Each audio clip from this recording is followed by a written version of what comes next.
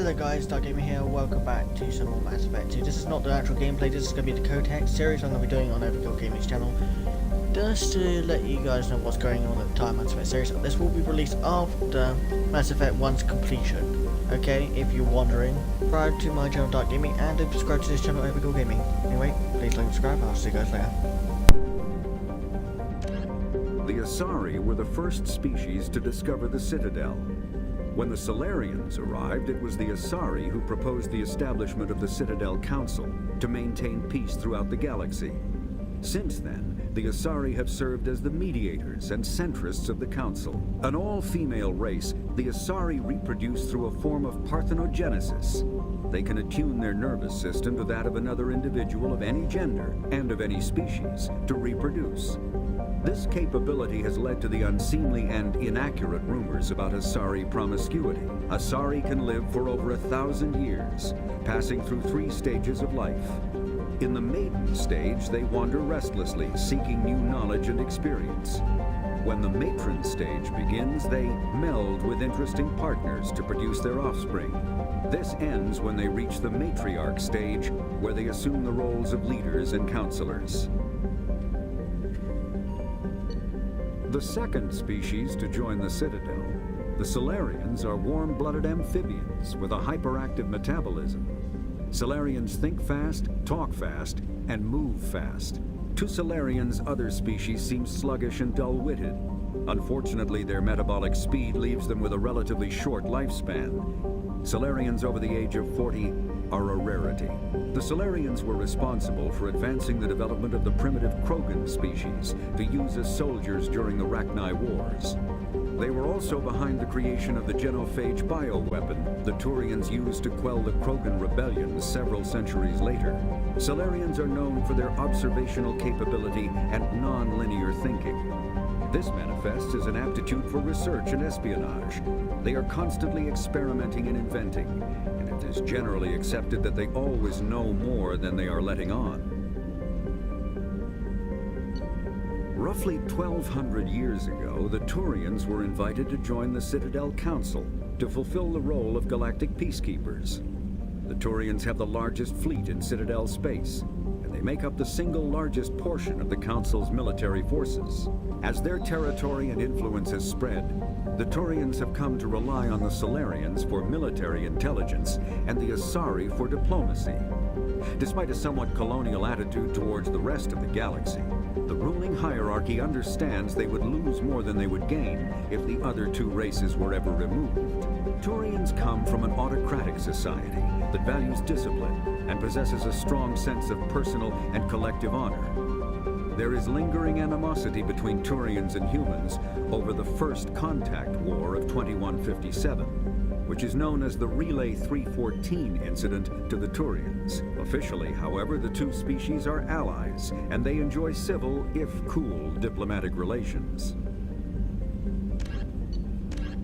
50,000 years ago, the Protheans were the only spacefaring species in the galaxy. They vanished in a swift galactic extinction. Only the legacy of their empire remains. They are believed to have built the mass relays and the Citadel, which have allowed numerous species to explore and expand throughout the galaxy.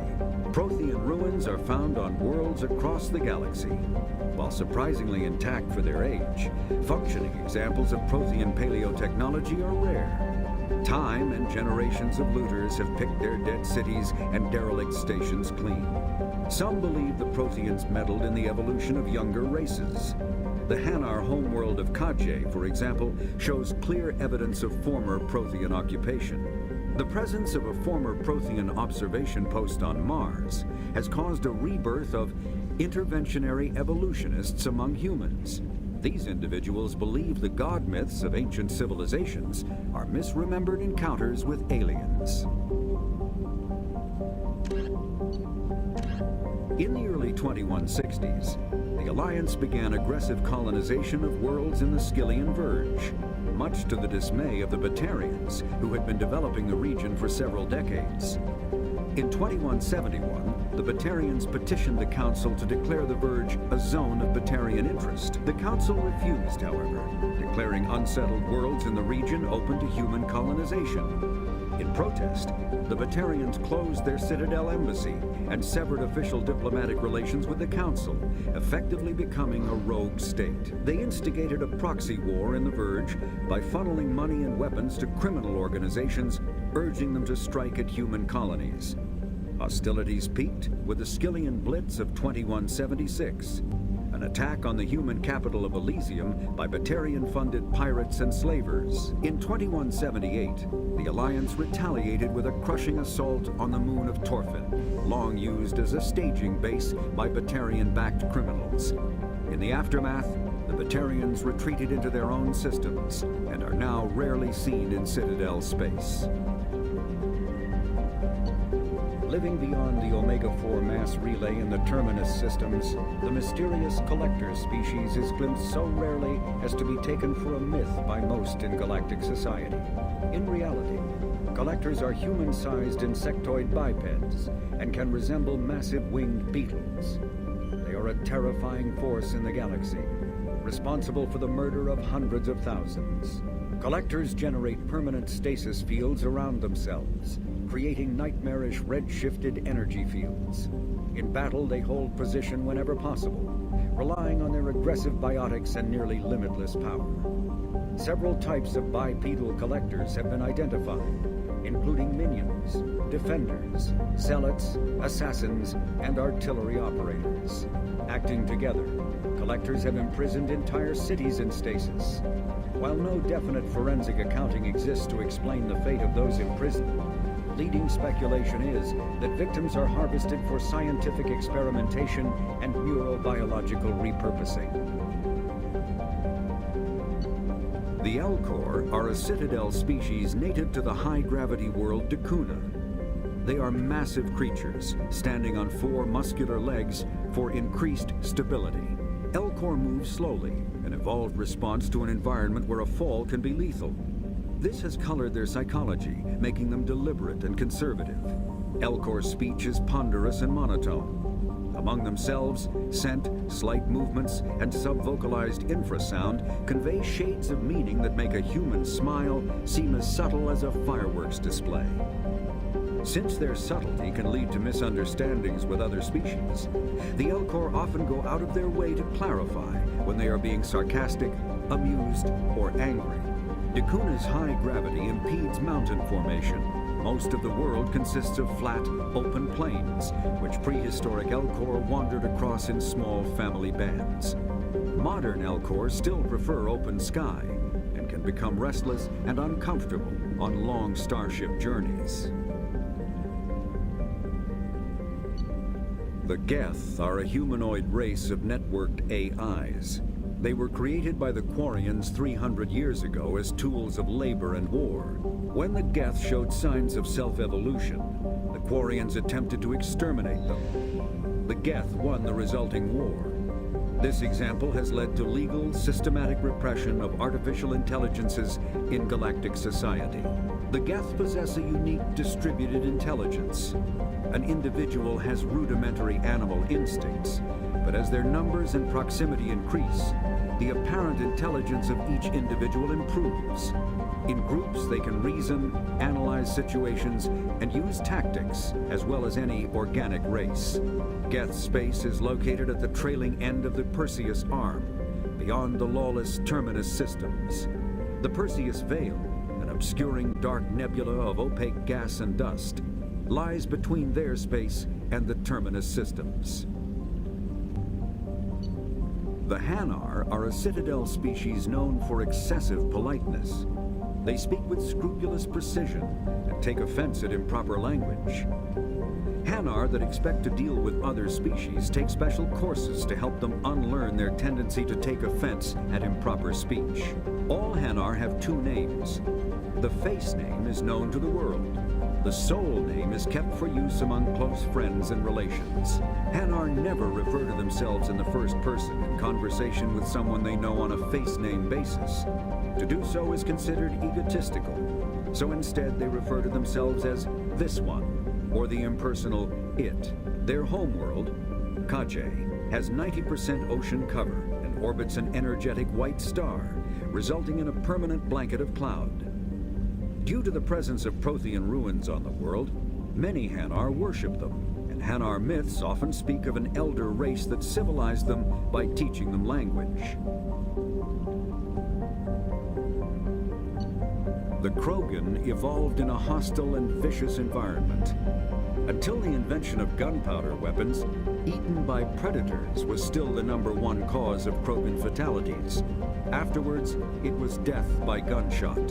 When the Salarians discovered them, the Krogan were a brutal, primitive species, struggling to survive a self-inflicted nuclear winter. The Salarians culturally uplifted them, teaching them to use and build modern technology, so they could serve as soldiers in the Rachni War.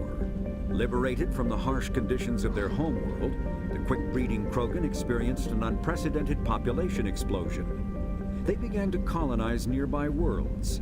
Even though these worlds were already inhabited, the Krogan rebellions lasted nearly a century, only ending when the Torians unleashed the Genophage, a Salarian-developed bioweapon that crushed all Krogan resistance. The Genophage makes only 1 in 1,000 pregnancies viable, and today, the Krogan are a slowly dying breed. Driven from their home system by the Geth nearly 3 centuries ago, most Quarians now live aboard the Migrant Fleet, a flotilla of 50,000 vessels ranging in size from passenger shuttles to mobile space stations. Home to 17 million Quarians, the flotilla understandably has scarce resources. Because of this, each Quarian must go on a rite of passage known as the pilgrimage when they come of age. They leave the fleet and only return once they have found something of value they can bring back to their people. Other species tend to look down on the Quarians for creating the Geth, and for the negative impact their fleet has when it enters a system. This has led to many myths and rumors about the Quarians, including the belief that underneath their clothes and breathing masks, they are actually cybernetic creatures, a combination of organic and synthetic parts. A myth common to several cultures in the galaxy. Reapers were imagined to be space monsters who consumed entire stars. Archaeologists and mythologists attempting to uncover sources for such myths have yielded little, except interstellar religious themes of all-consuming devils common to primitive cultures. The Volus are a member species of the Citadel with their own embassy, but they are also a client race of the Torians. Centuries ago, they were voluntarily absorbed into the hierarchy, effectively trading their mercantile prowess for Torian military protection. Erun, their homeworld, lies far beyond the normal life zone of its star. However, the world has a high-pressure greenhouse atmosphere that traps enough heat to support an ammonia-based biochemistry. As a result, the Volus must wear pressure suits and breathers when dealing with other species, as conventional nitrogen-oxygen air mixtures are poisonous to them, and in the low-pressure atmospheres tolerable to most species, their flesh will actually split open. Volus culture is tribal, bartering lands and even people to gain status. This culture of exchange inclines them to economic pursuits. It was the Volus who authored the Unified Banking Act, and they continue to monitor and balance the Citadel economy.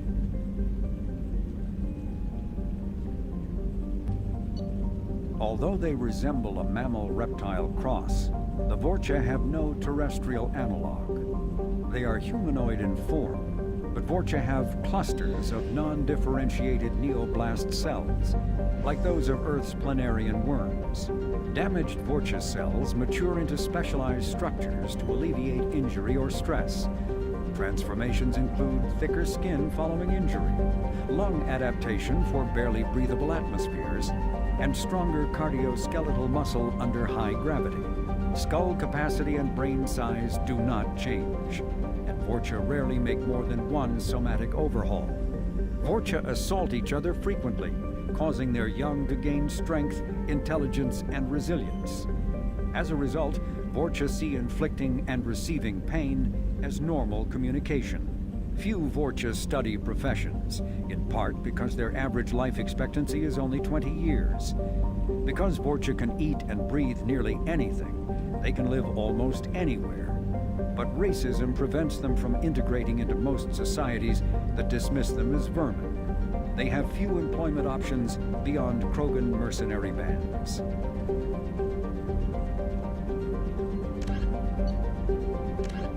The Citadel is an ancient deep space station, presumably constructed by the Protheans. Since the Prothean extinction, numerous species have come to call the Citadel home. It serves as the political, cultural, and financial capital of the galactic community. To represent their interests, most species maintain embassies on the Presidium, the Citadel's inner ring. The Citadel Tower in the center of the Presidium holds the Citadel Council chambers. Council affairs often have far-reaching effects on the rest of the galactic community. 5 arms, known as the wards, extend from the Presidium. Their inner surfaces have been built into cities, populated by millions of inhabitants from across the galaxy. The Citadel is virtually indestructible. If attacked, the station can close its arms to form a solid, impregnable shell. For as long as the station has existed, an enigmatic race called the Keepers has maintained it. Spectres are agents from the Office of Special Tactics and Reconnaissance, and answer only to the Citadel Council. They are elite military operatives, granted the authority to deal with threats to peace and stability in whatever way they deem necessary. They operate independently or in groups of 2 or 3. Some are empathetic peacekeepers, resolving disputes through diplomacy. Others are cold-blooded assassins, ruthlessly dispatching problem individuals. All get the job done one way or another, often operating outside the bounds of galactic law. The Spectres were founded after the Salarians joined the Council. For many years, they operated in secrecy as backroom problem solvers. Only after the Krogan rebellions did their activities become publicized. Assignment of a Spectre is less contentious than a military deployment, but makes it clear that the Council is concerned about a situation.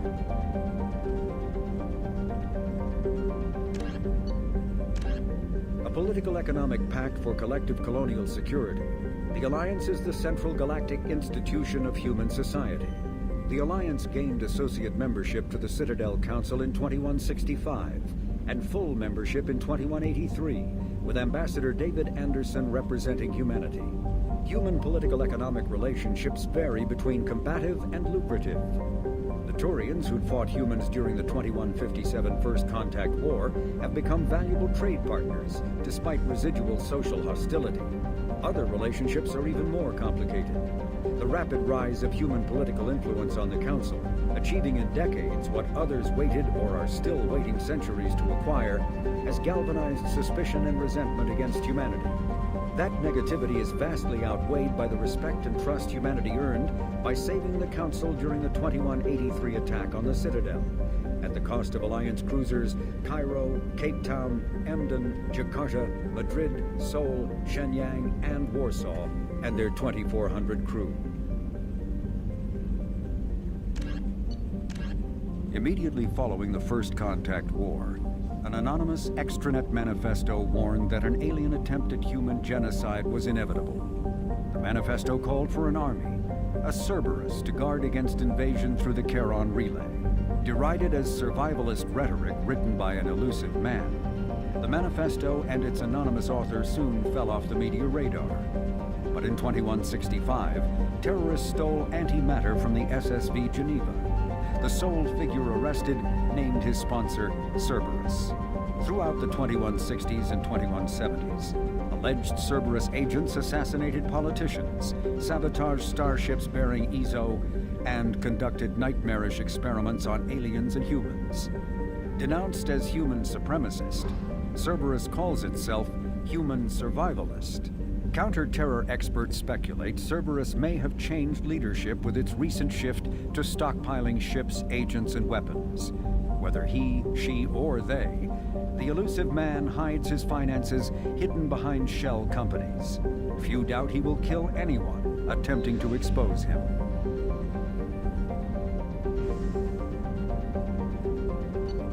The reclusive tycoon calling himself the Elusive Man is a human nationalist focused on advancing human interests, whatever the cost to non-humans. the Citadel Council regards him as a fanatic, posing a serious threat to galactic security. A mysterious maverick, to say the least, the Elusive Man heads the Cerberus network. Dubbed the Elusive Empire by investigators, Cerberus is an allegedly untraceable syndicate of private intelligence agencies, biotics laboratories, engineering and scientific research teams, and lucrative front companies. Branded a terrorist and seditionist organization by authorities, Cerberus is the only human power base other than the Terra Firma Party strong enough to embarrass, if not threaten, the Council and its human representatives.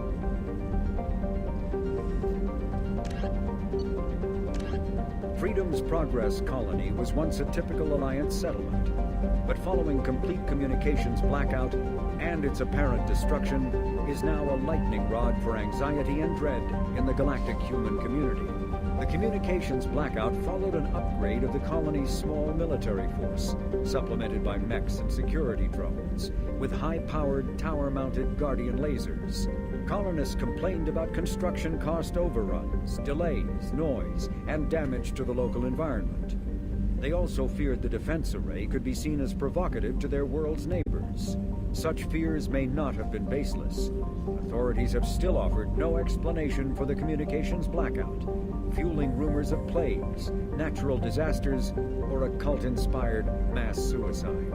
Located in strategically insignificant space, Freedom's Progress colony had once offered residents spectacular rainbows, lush marshlands, and stunning mountain ranges. Its potential as an agricultural settlement and tourism wonderland rivaled that of any Alliance colony. Originally an asteroid rich in element 0, Omega was briefly mined by the Protheans, who eventually abandoned it due to its thick, impenetrable crust. Thousands of years later, nature did what even the Protheans could not. A collision with another asteroid broke Omega in half, exposing its trove of element 0 for easy mining. A rush ensued as corporations and private individuals tried to strike it rich on Omega, and thieves and outlaws followed in their wake. As space became tight, construction of processing facilities extended vertically from the asteroid, creating Omega's jellyfish-like silhouette. To prevent future collisions, the station is ringed with enormous mass-effect field generators that redirect incoming debris. Today, Omega is a major hub of narcotics, weapons, and ezo trafficking, without even a pretense of civilian government or military control. Only mercenary groups have been able to instill a limited order. The most ruthless is an Asari syndicate run by the notorious Arya Talok. The Systems Alliance space vehicle Normandy is a prototype starship created as a joint human and Torian venture. A frigate optimized for reconnaissance missions, the vessel uses state-of-the-art stealth technology. Most ships generate tremendous heat that is easily detectable against the absolute zero background of space. The Normandy, however, temporarily sinks this heat within its hull. Because of exterior hull refrigeration, the ship can travel undetected for hours, or drift passively for days in covert observation. That heat sinking carries the risk of cooking the crew alive if the stored heat is not eventually radiated. Also contributing to stealth is the Normandy's revolutionary Tantalus drive, a Mass Effect core double the standard size. The Tantalus generates mass concentrations that the Normandy falls into, allowing it to move without the use of heat-emitting thrusters. Hey guys, I'm going to do